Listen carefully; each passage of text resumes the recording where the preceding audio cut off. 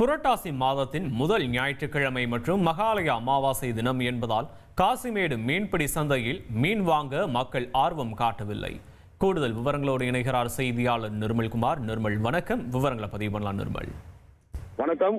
கடந்த 17ஆம் தேதி அன்று புரட்டாசி மாதம் பிறந்ததையொட்டி பெருமாளுக்கு உகந்த நாள் என்பதால் இந்த மாதம் முழுவதும் மீன் மற்றும் இறைச்சி உணவுகளை சாப்பிடாமல் பெரும்பாலான மக்கள் விரதம் இருந்து வருவார்கள். மேலும் இன்று மாலி அமாவாசை என்பதாலும் பலரும் தங்களது குடும்பத்தில் இருந்தவர்களுக்கும் முன்னோர்களுக்கும் தர்ப்பணம் கொடுத்து அசைவ உணவை தவிர்ப்பார்கள். இதனால் புரட்டாசி மாதம் பிறந்த முதல் ஞாயிற்றுக்கிழமையான இன்று காசிமேடு மீன்பிடி சந்தையில் மீன்களை வாங்க பெரிதளவு மக்கள் ஆர்வம் காட்டாததால் ஓரளவு கூட்டமே காணப்படுகிறது.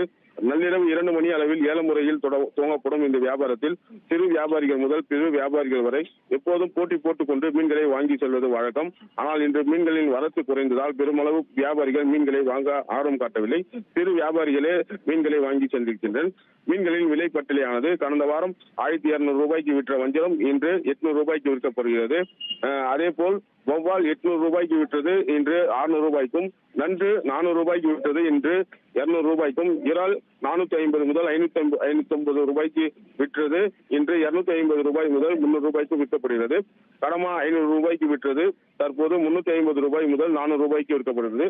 கடந்த வாரம் காட்டிலும் இந்த வாரம் சற்று மீன்களின் வரத்து குறைவாகவே காணப்பட்டாலும் மீன்களை வாங்க பெரிதளவு மக்கள் ஆர்வம் காட்டவில்லை.